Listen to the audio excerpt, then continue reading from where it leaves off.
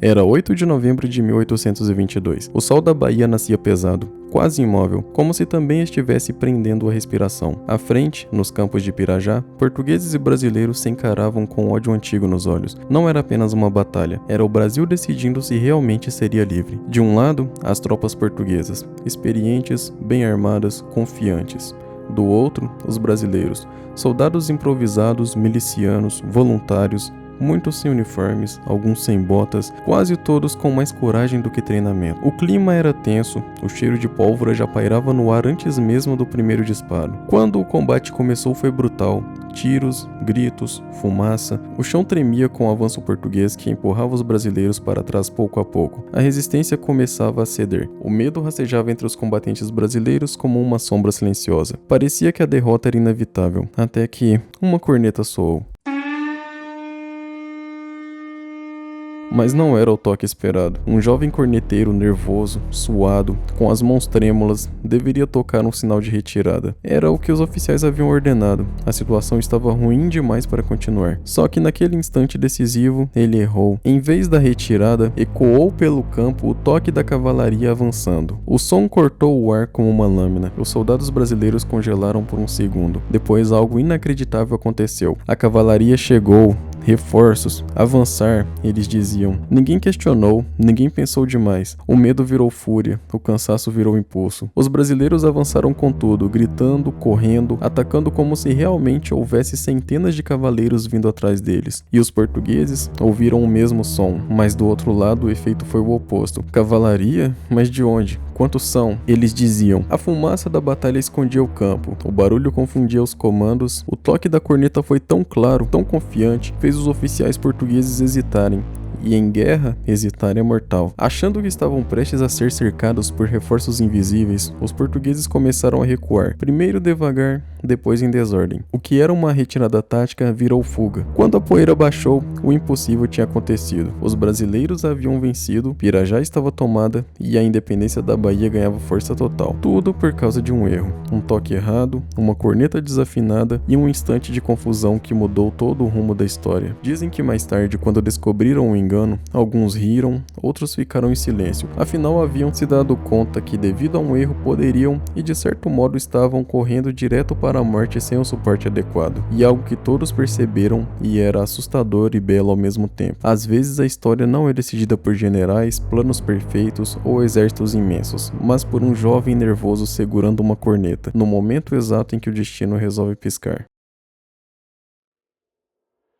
Essa é a história de um cavalo e como no meio do inferno da Guerra do Paraguai, ele fez algo que nenhum humano conseguiu esquecer. Era a década de 1860, o Brasil estava mergulhado na guerra mais sangrenta da história. Na fronteira sul, o chão não era terra, era lama misturada com sangue. O ar cheirava pólvora, suor e morte. Homens marchavam por dias, famintos, febris, sabendo que muitos não voltariam. E no meio daquele caos, entre soldados exaustos e oficiais endurecidos pela guerra, havia um cavalo. Não era o maior, não era o mais bonito, mas era incansável. Dizem, e aqui começa a parte que a história nunca conseguiu separar totalmente da lenda, que ele pertencia a um oficial brasileiro de alta patente. Um animal de guerra, treinado para o barulho dos canhões, para o cheiro do medo, para avançar quando qualquer outro fugiria. Mas esse cavalo fazia mais. Durante uma das campanhas mais duras, sob fogo cerrado do inimigo, o oficial foi atingido e caiu do cavalo no meio do campo. Ao redor, tiros, gritos, confusão. Qualquer animal teria disparado em fuga, mas o cavalo não fugiu.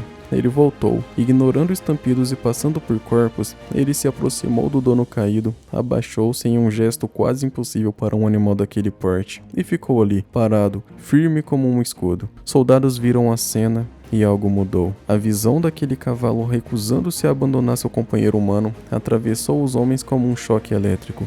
Eles avançaram sob fogo para resgatar o oficial, protegidos em parte por aquele animal que parecia entender exatamente o que estava em jogo. O oficial sobreviveu e o cavalo também. A partir daí, O animal ganhou fama, marchava à frente, entrava em zonas de combate, não recuava, não se assustava. Quando os soldados o viam, sentiam algo raro naquela guerra: confiança. Havia quem jurasse que ele reconhecia o som dos canhões paraguaios. Outros diziam que ele relinchava diferente antes dos ataques. Alguns afirmavam em voz baixa que aquele cavalo sabia quando um soldado não voltaria. Superstição, talvez, mas em guerra, a linha entre mito e sobrevivência é muito fina. Quando o conflito terminou, com cidades arrasadas, um país destruído e dezenas de milhares de mortos, muitos heróis voltaram em silêncio. Alguns nem voltaram. E entre eles voltou também o cavalo, velho, marcado, com cicatrizes invisíveis. Não recebeu medalhas, não teve retrato oficial, mas foi lembrado nos acampamentos, nos quartéis e nas histórias sussurradas à noite. Porque no meio de uma guerra feita por homens, foi um animal que ensinou o que era lealdade absoluta. E talvez por isso essa história tenha sobrevivido até hoje. Mas a quem pertencia o cavalo? Bom,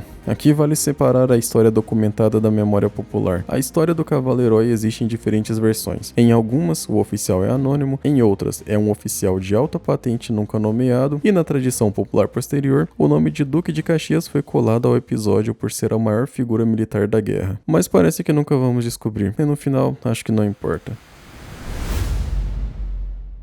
O Paraguai já estava em ruínas e o mundo observava em silêncio. As cidades queimadas, os campos vazios, os homens jovens quase todos mortos. E assim, do outro lado do rio, o exército brasileiro continuava avançando. Lento, pesado, teimoso. Diplomatas britânicos, oficiais estrangeiros, correspondentes de guerra, todos acreditavam que aquilo já tinha ido longe demais, que qualquer exército racional já teria parado. Mas o Brasil não parou. Os paraguaios observaram das trincheiras improvisadas e murmuravam entre si coisas como: eles não vão continuar. Nenhum exército aguenta isso. Isso é blefe. Afinal, já fazia anos de lama, doenças, marchas intermináveis. O Brasil estava longe de casa, gastando vidas e recursos num território hostil. Qualquer outro país já teria parado para negociar. Qualquer outro comandante teria recuado. Além disso, depois da queda de Assunção, muitos pensaram que era o fim, que Solano Lopes fugiria, negociaria e desapareceria da história como tantos outros derrotados. Só que ele não fez isso, e o Brasil respondeu da única forma que restava: avançando. Então ali estava ele, velho, doente, montado num cavalo com dificuldade, Duque de Caxias. Ele não gritava ordens como antes, pois não precisava, bastava aparecer. A presença dele era pesada como pedra. Quando surgia no acampamento, o burburinho cessava. Os soldados se endireitavam mesmo exaustos, não por medo, mas por reconhecimento.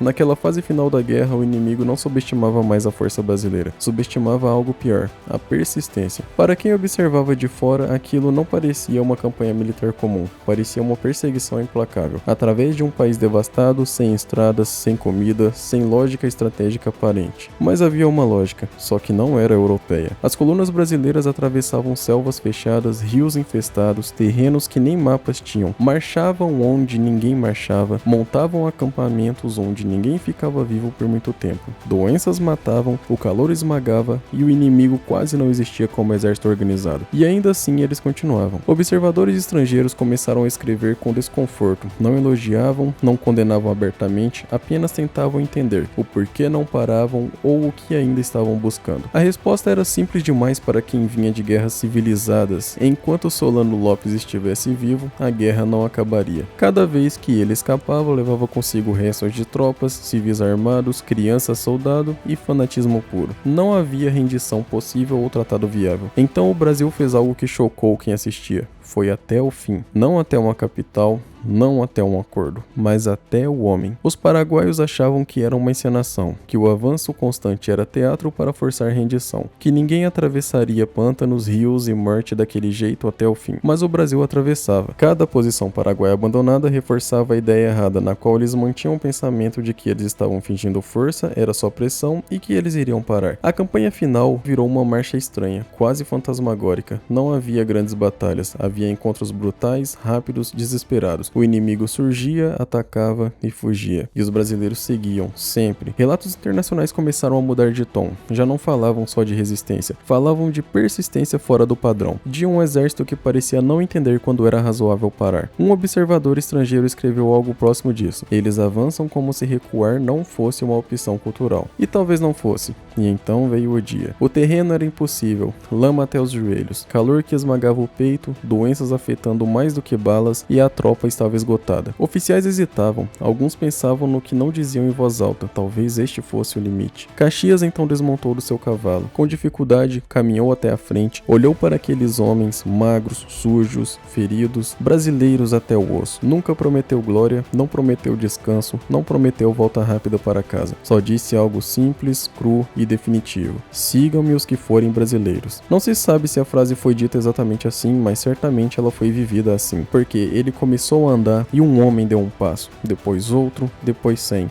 Não por bravata, mas porque naquele momento recuar parecia mais pesado do que avançar. Do outro lado, os paraguaios viram um movimento, esperavam hesitação, esperavam pausa, esperavam o fim do blefe. O que viram foi o contrário, viram colunas avançando outra vez, sem pressa, sem desespero e sem parar. Foi ali que entenderam que não era blefe nem teatro e muito menos não era orgulho vazio. Era uma decisão tomada há muito tempo e levada até o fim, custasse o que custasse. Quando finalmente chegaram a Cerro Corá, não havia glória nem exército inimigo em formação. Havia apenas um líder derrotado, cercado por poucos homens e recusando-se a aceitar o fim. E ali, quando Solano Lopes caiu, não houve comemoração ensurdecedora, houve silêncio. O tipo de silêncio que assusta mais do que a vitória barulhenta. Para os observadores internacionais, aquilo ficou marcado, não como um espetáculo heróico, mas como um aviso. O Brasil não tinha vencido com elegância europeia, tinha vencido com a resistência prolongada, teimosia estratégica e uma recusa absoluta de deixar a guerra mal resolvida. E isso incomodou, porque mostrou algo que muitos preferiam ignorar. O Brasil podia ser lento, improvisado e até mesmo parecer desorganizado, mas quando decidia ir até o fim,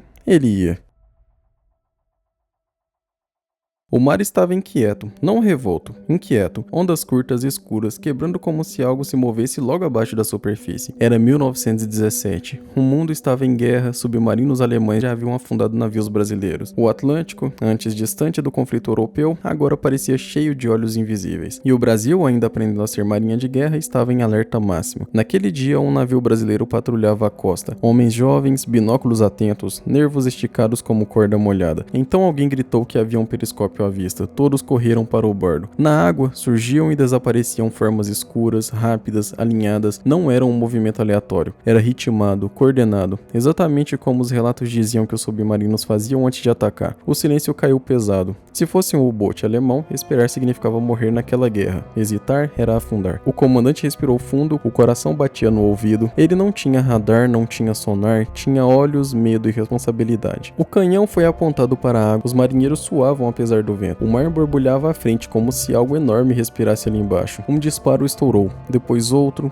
e outro. Granadas caíram no mar, levantando colunas de espuma e fumaça. A água ferveu, o cheiro de pólvora misturou-se ao sal. E então, o movimento cessou. Mas não emergiu o aço, não surgiu o casco. Não houve explosão inimiga. O que veio à tona foram corpos pequenos, cinzentos, boiando de lado. Toninhas. Um cardume inteiro. Animais que nadavam juntos, subiam e desciam em ritmo perfeito. Exatamente como um submarino visto à distância por olhos cansados e nervosos. O convés ficou mudo. Ninguém comemorou, ninguém falou. Os homens se entreolharam com aquele tipo de silêncio que não se pede desculpa porque não sabe para quem pedir. O mar levou os corpos aos poucos. A guerra ficou. Mais tarde, nos relatórios escreveram com palavras frias: contato suspeito, ação preventiva realizada. Mas entre os marinheiros, a história ganhou outro nome: a Guerra das Toninhas. Não foi piada na época, foi sintoma. Sintoma de um país recém-entrado numa guerra moderna, lutando com tecnologia do passado contra inimigos invisíveis. Sintoma de como o medo transforma sombra em ameaça e animal em máquina de guerra. Ninguém foi punido porque ninguém errou sozinho. Aquela artilharia não disparou contra Toninhas. Disparou contra um fantasma do submarino que rondava cada onda, cada reflexo e cada mergulho suspeito. E assim, numa manhã comum do Atlântico Sul, o Brasil travou uma batalha sem inimigo humano, sem vitória, sem glória, mas com uma lição amarga. Na guerra moderna, o invisível mata tanto quanto o real. E às vezes, o primeiro combate de um país é contra o próprio medo.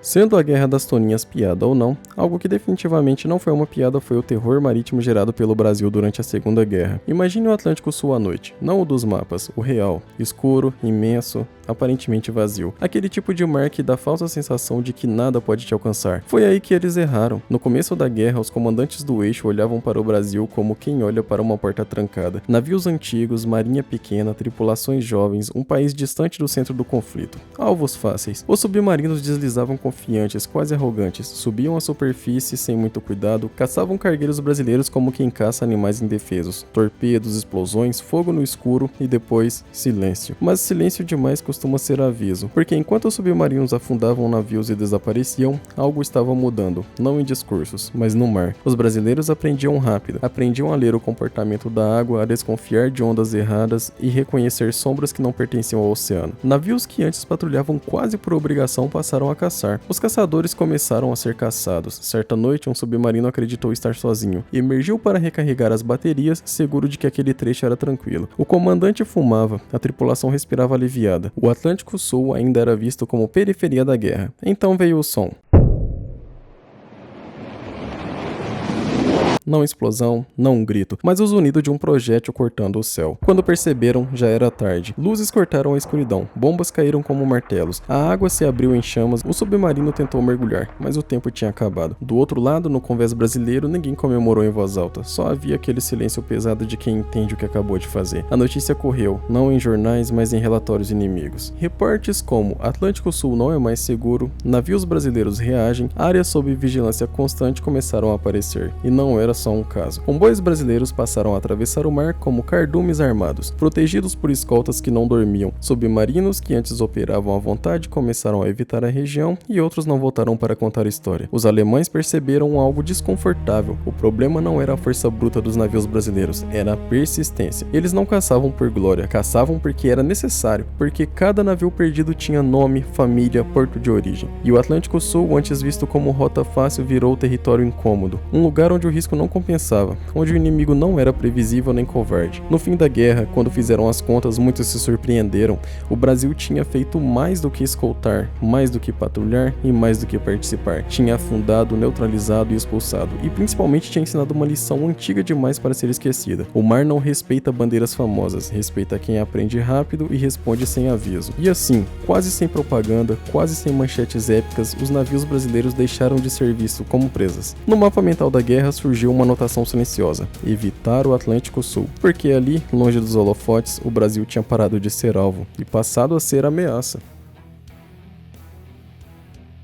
Em paralelo a isto, 3 aviões voavam em missão, um PBY Catalina, um Lockheed Hudson, ambos brasileiros, e um norte-americano Martin PBM Mariner do Esquadrão de Bombardeiros VP-74 em 31 de julho de 1943. O mar estava enganadoramente tranquilo, nenhum canhão à vista, nenhuma frota imensa, somente uma equipe de aeronaves cortando o céu, solitários, barulhentos, quase frágeis demais para aquele oceano enorme. Lá embaixo, invisível, um submarino alemão se movia com confiança. Ele já havia atacado antes, já tinha afundado alguns navios e conhecia aquela rota. Para os alemães, o Atlântico Sul ainda era um lugar confortável, longe do caos europeu, longe dos grandes caçadores. Mais um alvo fácil, mais uma noite tranquila. Mas isso mudou até que o mar se mexeu errado. O piloto brasileiro, o segundo-tenente Alberto Martins Torres, que comandava o PBY Catalina, codinome Arara, sentiu antes mesmo de ver. Algo na superfície não combinava com o vento. Uma mancha, um brilho metálico, rápido demais para ser onda. Ele inclinou o avião, desceu um pouco mais, o coração acelerou. Ali, um U-boat alemão, o U-199, navegando quase à flor da água, confiando demais, exposto demais. As bombas caíram rasgando o ar. O submarino tentou mergulhar, mas o tempo acabou. Explosão, água subindo como parede. O U-199 desapareceu afundando. 49 tripulantes morreram, embora 12 alemães, incluindo o capitão, tenham escapado. Isso só foi possível devido às ações da tripulação do Catalina, que jogou um bote salva-vidas para os sobreviventes. Eles foram resgatados pelo USS Bernegate e levados para o Brasil, e depois detidos nos Estados Unidos. Não havia plateia nem manchete mundial, só uma confirmação seca nos relatórios inimigos. Submarino perdido no Atlântico Sul. Para o mundo parecia um detalhe, para a guerra foi só um aviso, o Atlântico Sul estava vigiado. E quando a guerra acabou, quase ninguém contou essa história direito. Parecia pequena demais perto da Normandia, Stalingrado, Midway. Era um avião e um submarino, apenas um ponto no mapa. Mas quem entende de guerra sabe, não são os grandes golpes que mudam tudo, são os momentos em que o inimigo percebe que não está mais seguro em lugar nenhum. Essa história parecia pequena até alguém contar direito.